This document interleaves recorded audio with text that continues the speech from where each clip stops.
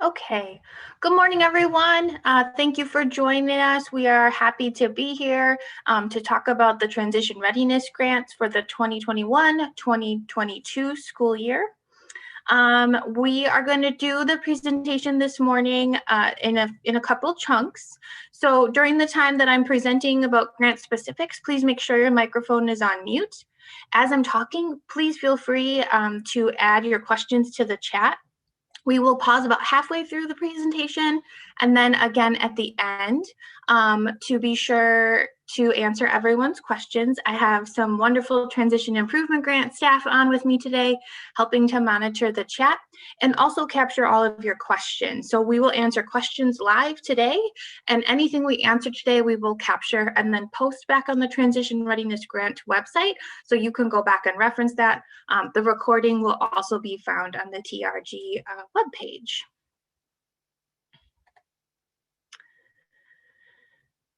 So our objectives for today are to review the grant program and features. We'll also talk about any future plans for the fund or new updates for the year. We're going to provide some guidance on completing the application and how the budget and claim process works for if you were to receive an award. And then again, like I referenced before, answer any questions.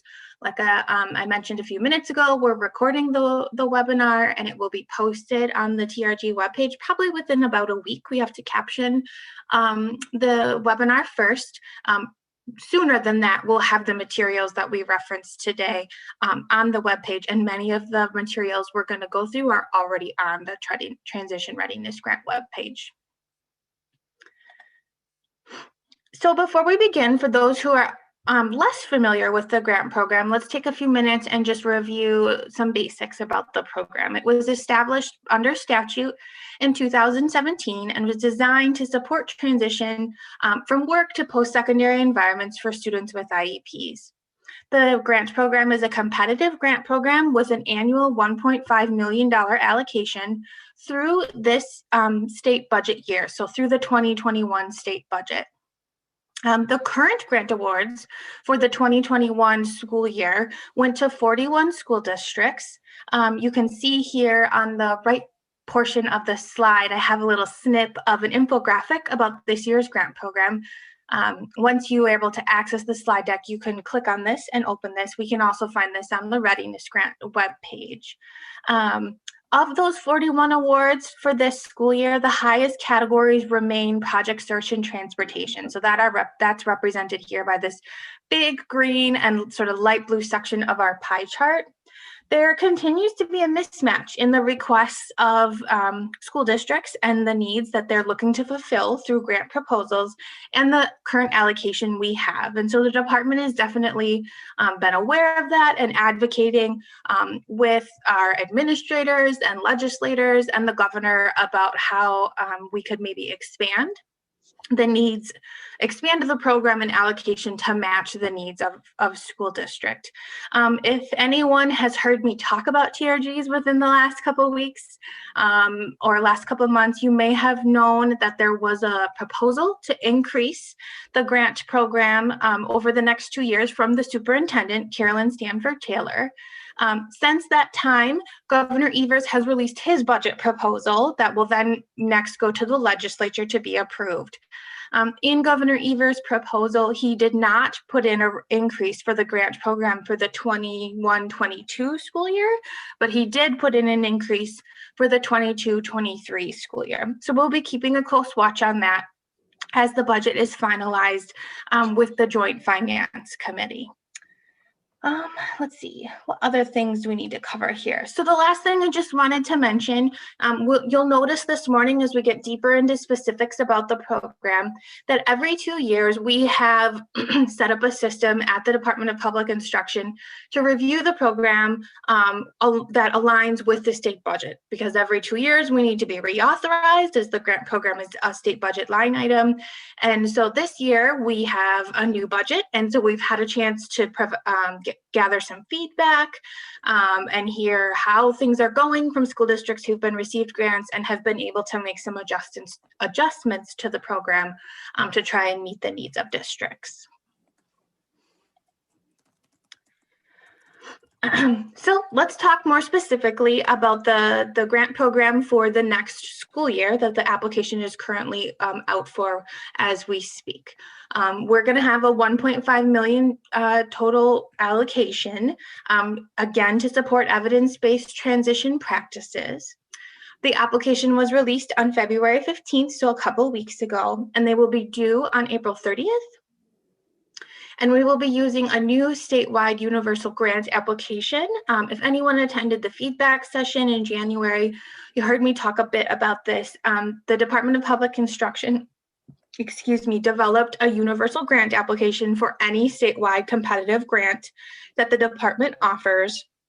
And so we have a new application this year, but you'll probably become more familiar with that application if your school district applies for more than one grant through the department.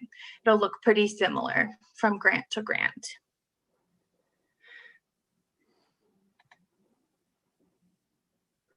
So the statute that established transition readiness grants does have a stipulation that grant awards must be between $25,000 and $100,000. Any public school district or 2X2R charter with a secondary population is eligible to apply for the program. And this year we have 4 evidence-based categories for funding. So those include transportation options, competitive integrated employment training programs, post-secondary tuition and supports for students, and transition training for staff members. So we've made some changes to these categories, if you remember some of our categories in previous years, and we're going to review those details in depth in a couple minutes. I also wanted to note that funding substitutions will not be allowed for different categories of your grant award. So currently in the 2021 school year, we did open up that availability and budget flexibility as a result of the COVID-19 pandemic and wanting to make sure that districts could maximize the use of their funds. So, but now we're moving back to the original rule. So in the 21-22 awards, that funding substitution will not be allowed. So to provide an example of what that means, most often this happens in the category where a school district might be applying for funds to send a student to a project search program. Unfortunately, the way we have to work with timelines and applications doesn't align very well for when students actually apply and are accepted to the project search program. So often school districts are applying for funding before their students have finished the application and acceptance process with project search. So if you were to be awarded, say, three awards for 3 students to go to project search and only 2 students were accepted into the program, you would not be able to substitute that funds to a different category. You would just simply claim the less amount that you of the cost that you incurred for those 2 students.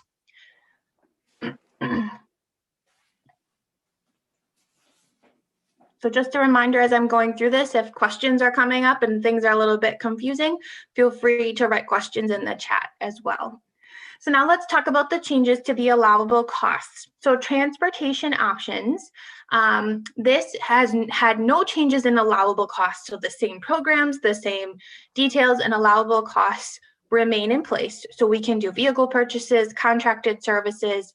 I know some school districts have found this category beneficial for driver's ed expenses. So all of those allowable costs remain the same. What has changed is now that we have 3 options for funding per grant award. We were finding in our reflection and analysis of the grant program that the $25,000 lump sum that used to be applied for in this category wasn't meeting all the transportation needs of school districts, especially if you maybe previously had received a grant award and bought a vehicle, and now you have just different transportation needs. So there's going to be 3 options in this category. An application would need to select either a $5,000, a $10,000, or a $25,000 amount in the application itself. What remains here is that a school district can only apply for 1 transportation award. So it could be one sum of $5,000, one of $10,000, or one of $25,000. So unfortunately, we cannot apply for more than $25,000. So for example, 2 You might apply for 2 transportation awards at 25 times 2 at 50,000. That is that is not allowed. The maximum is that 25,000, and that stipulation is in place to try to ensure as many dollars as possible are going directly towards services that are being provided directly to students. We realize transportation is a huge barrier. That's why we have the largest maximum funding here, but that is just sort of why that's set up for anyone who is unfamiliar with that limit.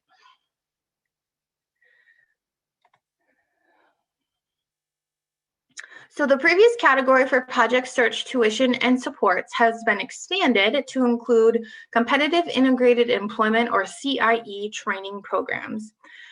This category has probably had the most changes and probably has the most details and questions that I think we'll probably answer today when we have some time for Q&A.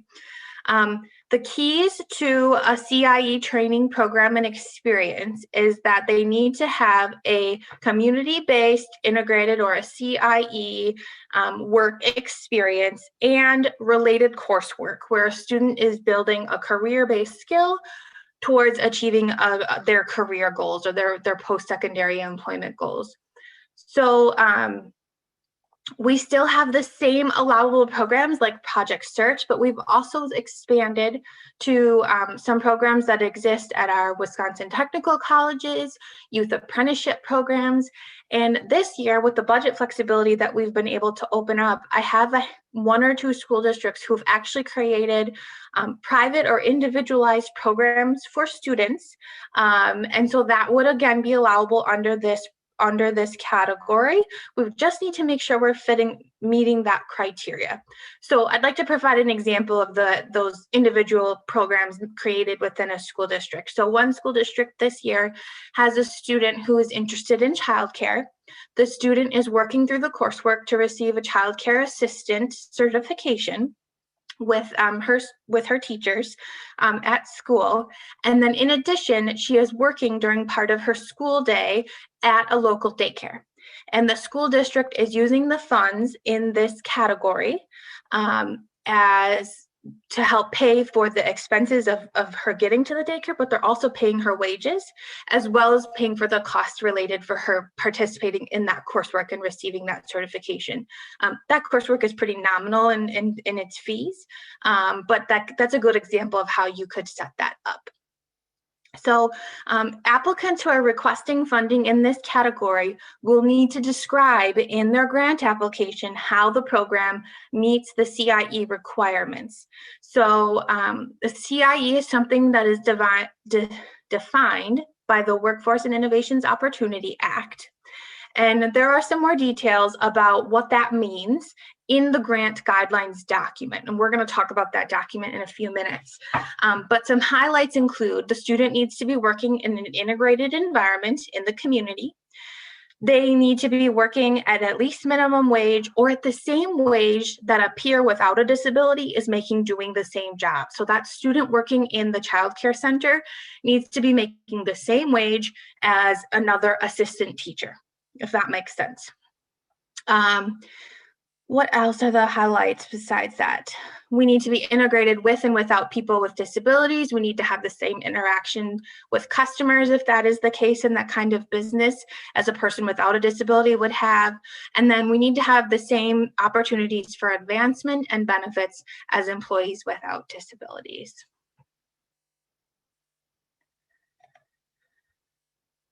Post-secondary tuition and supports is a previous category that we've had before. The main change here is that we've upped the funding amount. This used to be $550 per student. We've now upped this to $1,000 per student after we've had some requests for students to be able to take more than one course in the grant year. And then we've had no changes in allowable costs here for students under this category. So our final evidence-based practice category for the 21-22 grants will be transition training for staff members. So this actually combines 2 previous categories and also broadens it a little bit. So previously we had, a category where certified staff members could receive funding towards transition certificate programs through UW-Milwaukee and UW-Whitewater. That option still exists. We also had a separate category for training for paraprofessionals, job coaching training that was hosted through the Transition Improvement Grant. Again, that also remains an allowable cost in this category. So combining those two things. The expansion is that we'd like to provide more opportunity for the grant to fund any transition teacher to receive training in transition needs within their school district. So I have a few examples on here that include TIG has an online PTP course designed for new educators wanting to learning about transition and writing effective transition plans. I also have mentioned some national conferences like the National Dropout Prevention Center and the Division on Career Development and Transition Conference, or you might hear that called DCDT. The fact that some of these conferences have been virtual lately, or maybe virtual yet next year, I think provides some more opportunity for folks to access them. But if they're local or staff want to travel to them, these funds could be applied to that kind of experience and training. The one stipulation in this category is that the training selected in your grant proposal must be aligned to the root causes you identify in your grant application. The new universal grant application asks you to look at transition-related data sources and identify root cause needs for your students within your district and indicate how applying for your grant proposal and which categories you're applying for will impact that root cause directly. So training would need to be associated with that root cause as well. The allowable costs for this category do not change. They stay the same. They've just been combined. So one more slide, and then I'm going to pause for questions. So how do you get the funds for readiness grants? So funds are awarded under this program on the fiscal year. So they would be available pending approval in the state budget, July 1st, 2021 through June 30th, 2022. Grant recipients first need to spend the funds, and then they claim for reimbursement through the department. And you claim for reimbursement at least 2 times per year, but you can claim more often if your district is interested in doing that. And you use the program fiscal report to make those claims. Those claims go through me, and I prove them as allowable costs under the grant program, and then they get sent to our finance team for processing. Anybody in your business office will be very familiar with that program fiscal report. It's a common claim for reimbursement form that we use at the department. Again, the one thing I just want to mention, we're in a bit of a funky year because we're waiting on approval in the state budget. And so even though it says funds up here need to be spent between July and June, we have to make sure the program is approved and in the state budget before a district would start spending funds. So our hope is we will know that by July, but I can't guarantee it because I'm not in charge of signing off on the budget. I wish I was. I would make the allocation much larger than it currently is. Well, apparently I had one more slide before questions. I apologize for that. So other fiscal implications, the TRG program is booked under Fund 27, so it needs to support special education related costs. It does not have a project code of 011 or 019. So that's important to probably my special ed directors on the call today, knowing that because of that, it will not impact a district's local maintenance of effort level. Let's see what other things. The state grant revenue received should offset any expenditures coded to the grant project and would not impact the transfer from Fund 10 to Fund 27. An applicable list of WFR codes for the categories will be made available in your grant award package, and then it's also available on the TRG webpage, so that can be helpful when you're looking at how to code expenses for the program. Okay, I went through a lot of things. I've been seeing some questions popping up in the chat. So I'm going to ask Brian to help me by unmuting and start reading me some of the questions. Yeah, Alicia, there's 4 questions that I saw come into the chat. The first one is, does GPS Ed qualify as community-based integrated employment? And GPS Ed program is out of Waukesha. They're a 5013C company. Okay, And on their probably. website, it looks. Go ahead. On their website, it looks like it's listing it as integrated employment. Okay, yeah, I would say it would. If any districts who are looking to submit an application have a question about a program before they submit it, I would just encourage that district to reach out to me directly so we can discuss details. Sometimes it's hard for me to remember all the specific programs. I believe the GPS program is an allowable program. I think we have some districts using funding for that program right now, but I'm just not remembering off the top of my head. Second question is, what if our district community-based CIE is set up as unpaid internships, very similar to Project Search? So that is not allowable. The only allowable program would be Project Search, because that's a patent and design program that does have job development set into the program that would happen afterwards. So if you're creating an individualized program that is not associated with Project Search, like within your school district, it does need to be a paid community-based work experience. Third question is, can you give an example of what additional supports qualify as allowable costs for Project Search? Yeah, that's a really good question. The short answer is anything that would support the student in attending and participating in Project Search. So some good examples could be if they need special uniform, special shoes, if they need any assistive equipment to help them participate, that could be a cost. You just need to remember that we do have a maximum reimbursable amount on there, which is we've upped that a little bit to $10,000 per student. Another question is, would the Wisconsin Indian Head Technical College hospitality program fall within the CIE line item? If so, the tuition for the program is only $900 per student. How would this work? So yes, I believe that program would qualify. Just review it for those stipulations. We realize that there's programs out there that have very much smaller tuition than programs than Project Search, and so we want to make sure that we provide access to as many programs as possible. So you could look and see if there are any associated costs. We can include some small transportation in that Project Search, or not Project Search, sorry, used to the old category, into that CIE category for an allowable cost. So if there's a cost to getting that student to the program at Indian Head, that could be an allowable cost. I've even had some school districts who need to provide a meal for their student while they're at a technical school program, and we've used that as an allowable cost as well. So just thinking about those extras, and if you don't use all $10,000, you don't use all $10,000. You just claim for the expenses that your district incurs. We make lots of questions are coming in now, so this is good. If we make a school-based business, so if we create a school-based business that works with local businesses, but the students complete the work at the school, can CIE funds be used for that?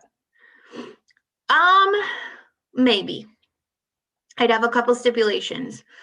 If the school-based business only employs people with disabilities or students with disabilities, then it would not qualify. It needs to be integrated. They need to interact with other coworkers who do not have disabilities. That's part of the CIE definition. They also would need to be making at least minimum wage or commensurate wage for what other folks in the community make doing that kind of job. So it might take some research to set that up. Another question is, can we contract with outside agencies such as ODC to allow for job development and job coaching? If so, where does this fall within the line items? So right now, we do not have an allowable cost for contracts with outside agencies.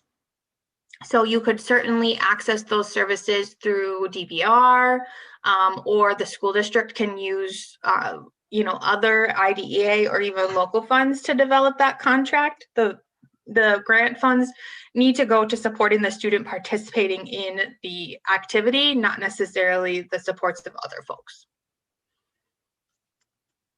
If a student is participating in a youth apprenticeship program, can the grant pay for wages? Yes.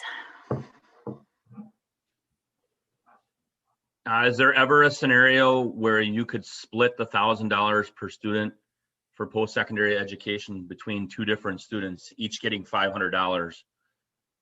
Or does it need to be exclusively to one? No, that would be fine. That's just the maximum amount. How much can you use for the transportation piece under the CIE line item? It is totally up to your school district. So you just need to know that you have that maximum reimbursable amount of up to $10,000. So for example, let's go back to the example that someone offered for the Indian Head Technical College program. If the tuition there is $900 and let's say there's $100 in other associated costs, we've only spent $1,000. If you can have costs of transportation up to $9,000, that could be reimbursable. We just need to stay under that reimbursable, well, not under, we can go up to that maximum of $10,000. The example that you gave for the student in a child care program, did you say that the district paid the wages? Yes, so in that situation, the district is paying the students' wages, so that's the bulk of what they're using the funding for. The situation, and this would be a local decision on how your school district would like to set that up. The daycare is actually invoicing the school district for that cost. So the daycare is writing her a paycheck and then invoicing the school district. The school district pays the daycare for reimbursement for those wages and then has incurred the expense and can get reimbursed from DPI. So a few steps there, but that's how it's working right now. I think Alicia, I was able to capture all the questions. Great. Okay, so feel free to keep putting your questions in the slide or in the chat. We're going to move on and talk more specifically about the new application. So like I said at the beginning of the presentation, the DPI has released a universal grant application for all statewide competitive grants. The TRG application will use that application this year. I'm just seeing a message from Lisa. Just a quick reminder to folks, if you haven't renamed yourself, if you could please do that, that would be really helpful to know who's in attendance today and who's submitting questions. The link I sent to you all last night as a reminder is having you all enter as Alicia Reinhard. So while, I love to see my name a couple times, it'd be really nice to know who you all are. So feel free to rename yourselves while I continue to talk about the application. So jumping back to the universal application, the application is going to look a bit different than it has for the last 2 years. The new application will ask applicants to review data to identify priorities for the grant funds, discuss how funds would impact student priorities and change adult practices, and then create a plan for both evaluation and the sustainability of transition services created by having access to the grant award. A piece of the application that's going to look more familiar is the chart where districts will select a grant proposal from those 4 evidence-based funding categories that we just reviewed. So some specifics for completing the application. It is due by 11:59 p.m. on April 30th of 2021. The application should be emailed in a fillable PDF format to one of my colleagues at the department, Carolyn Kiefer, and her email is here on this slide, and it's all over the application as well. One really important note is to make sure you download the application into Adobe Acrobat before you start working in it. The way it opens when you click on it from the web page and on the internet is it looks like it's fillable, but it does not allow you to save it. So make sure you download that application into Adobe before you start putting in any information. Adobe is a free download, and there's a link here as well as on the application on how to download that. Consortiums can apply for the grant. So in the past, we've had consortiums complete separate applications, but the way that the new application is designed, we're actually going to do away with that requirement. So we'd like districts who are applying in a consortium to fill out one application. You identify that it's a consortium on page 3 of the application, and you need to select one district as a fiscal agent. for the consortium. The fiscal agent will be responsible for all of the claims for reimbursement to DPI, and then that fiscal agent will distribute funds once received from DPI to the other school districts. This is a really good option for districts who may be struggling to reach that $25,000 minimum. So combining can really help with that. And it doesn't really matter where the districts exist. Most often consortiums of districts work together just based on the continuum of services available in their region, but there's no stipulation on how far apart you are. Let's see. Electronic signatures are accepted for the grant. I often get questions about who should sign the grant. It's really up to the individual district. The person who is signing the grant needs to have the authority to what's the word I'm looking for? They need to be able to allocate special education resources. So a special education director can do that. Sometimes it could be an administrator or a program support teacher, and it could be a superintendent, just however your school district would like to allocate that responsibility. And then the last thing I'll mention is that incomplete applications will not be considered for scoring. So make sure that you fill out every section of the grant. So we have a new application support section on the TRG webpage that I'm really excited about. There you're going to find many resources to support you in the application process, which I think is going to be especially helpful since we have a brand new application. So the grant guidelines document is linked here on the slide. This will be posted later today on the TRG webpage, so you all will have this presentation, but the grant guidelines as well as all of these resources are already on the TRG webpage, so you can go find them if you'd like to right now. The grant guidelines provides a step-by-step direction of each section of the application. And this is where you'll find details on that CIE definition and how you document that and which section do you put it in of the application.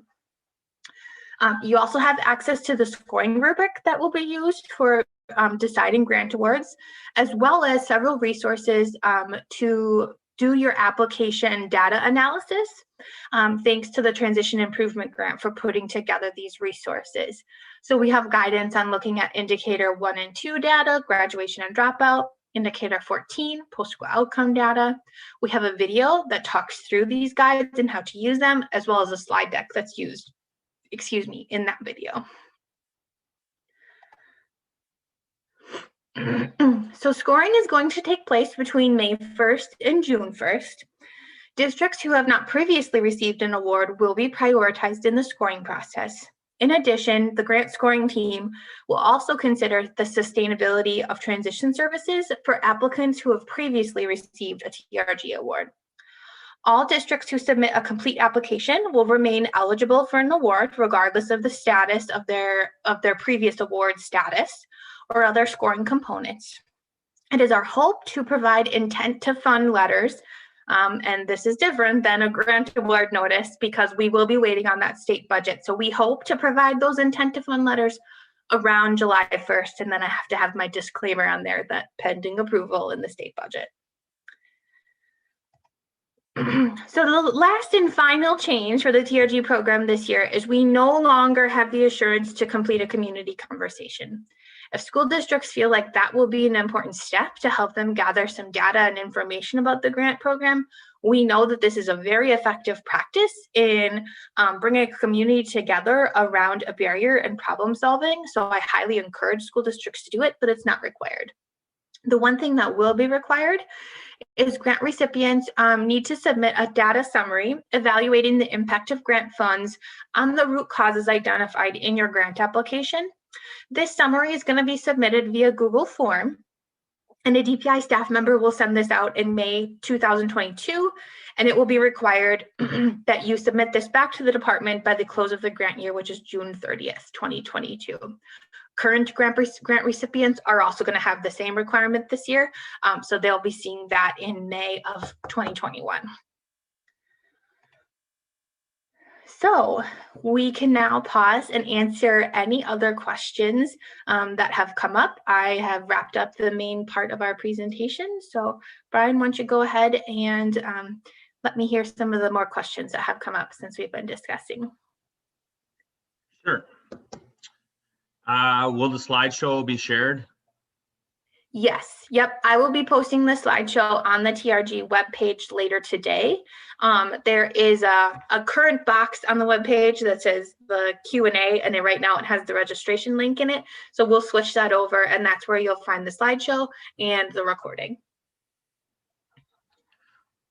Question about if there is a consortium, can more than one district in the consortium apply in a different category? For example, transportation for one district of 10,000 and then one district for 5,000. So transportation would be the only, let me back up. The answer is no. So you need to apply for those categories together. So one transportation award for the whole consortium can be applied for. And then same goes for the other categories. Obviously, you can apply for more than one award in the other category. You could apply for 3 students in a CIE training program, for example, but you need to be applying for that as one entity. The consortium applies for that altogether. Now, one school district might be using the transportation portion, and another school district might be using the post-secondary portion. On the application, when you type in 1A, it also fills into 1B. Okay. How do we fix this? Just let me know. So if you're coming up with any errors in the fillable PDF, feel free to send me an email and we will get those fixed. And this question, I believe we answered already. The slides will be available for the webinar participants. Can a project search program run by a CISA apply to support all students within the program? Even if it is partially funded, the funds could reduce costs across all districts that have students attending. So the grant award only can be provided to a school district. So that situation is a little bit tricky because you have multiple school districts sort of filling into the CISA. Was someone unmuting and trying to explain that question? Sure, that was actually my question. Go ahead, Jerry. You know, so up here we have CISA 8 that runs our project search. We have 5, 6, 7 districts, sometimes more, that are sending students. And rather than each year we kind of all compete against each other applying, part of me thought, would it be beneficial for us to just coordinate with the CISA and do one application each year and get that where it reduces the tuition rate and benefits 8 districts and students rather than just Can one. somebody else, if you're not speaking, could you put yourself on mute? Sorry, Jerry, to interrupt you. Oh, no problem. Okay, go ahead and finish. Yeah, so with the CISA that we have that runs the program, my thought was rather than each of us competing against each other every year for the Transition Readiness Grant, when we're all writing for the project search, would it make more sense to have CISA coordinate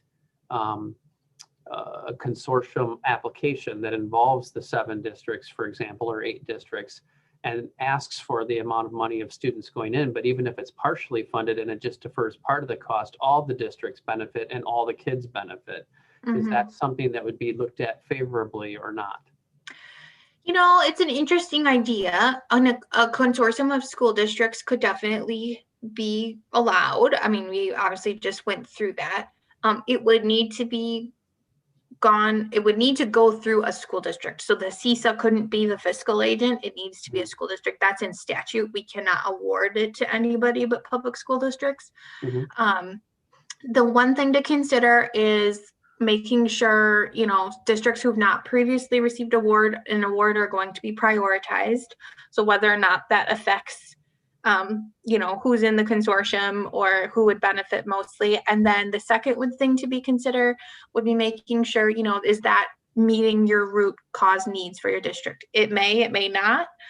So that'll be something you would need to identify in the application. So if you're in a consortium, you need to identify those root causes from all districts. And, you know, if you have a common one, that could be community-based work experience training, project search could definitely be a good alignment.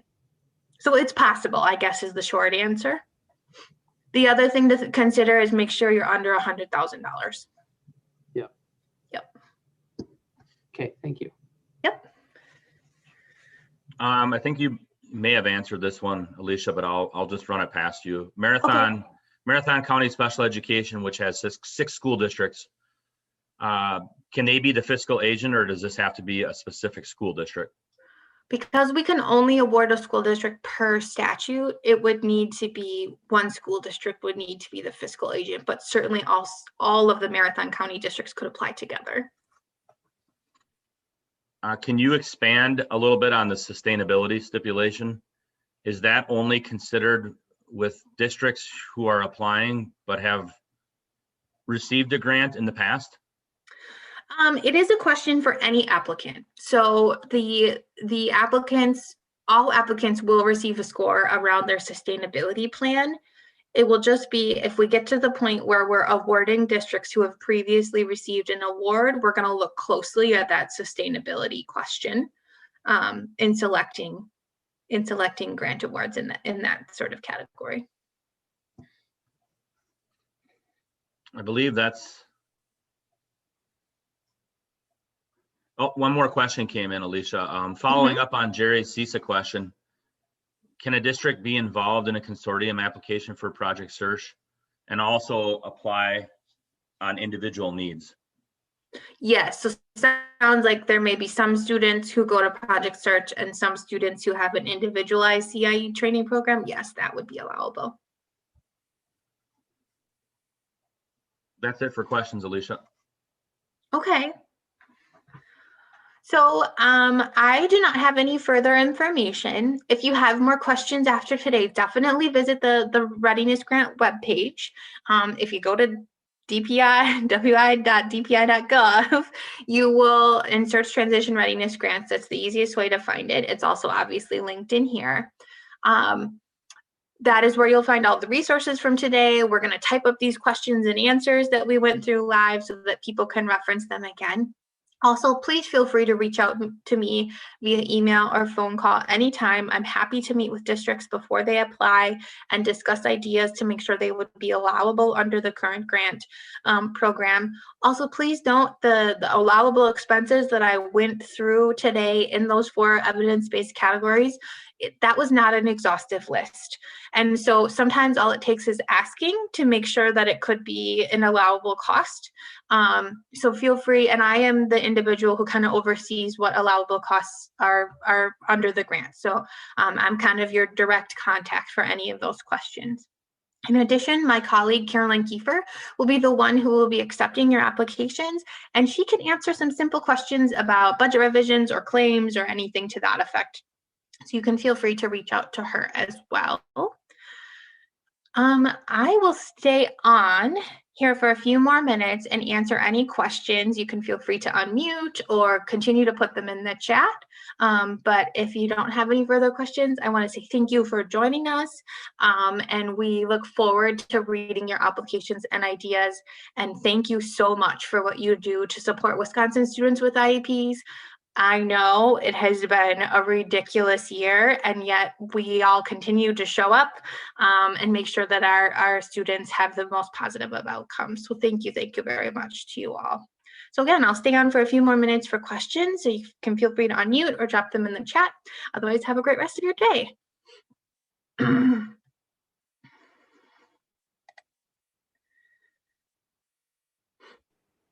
Alicia? Yes. This is Kathy. Hi, Kathy. I just have one more follow-up on the consortium. So if I had 3 small districts and let's say they put in for $15,000 for transportation, they just would put that $15,000. I guess I wasn't clear, but they could use it as they want, because that seems like what you're answering with Jerry with the CISA too. Correct. With the Project Search. Yeah. Okay, so let's say the district Okay. applies for the $10,000 option or whatever, and one district might use 3,000, the other district might use 7,000. Yeah. How they split that up is up to them. Is up to them. And then the other, the same would apply for, let's say if you did dual enrollment classes, or you would just say how many students, and then you would determine which each year. You don't have to You know what I'm saying? Then you would just Yeah, bill the yeah. So fiscal one agent, student might Okay. use 1,000, one might only use 500. Yeah. and they'd be different from different districts. Yep. Yep. Okay, if there was a consortium and they had the paid piece, then that would still be that fiscal agent maybe?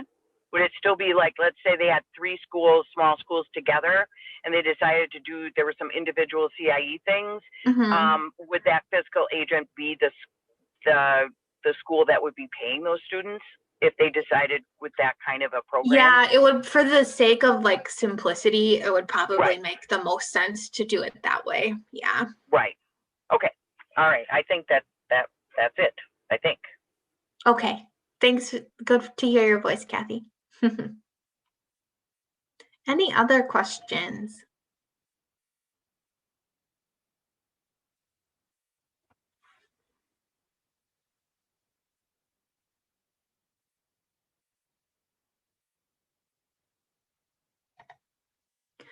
Okay, I am going to go ahead and stop the recording.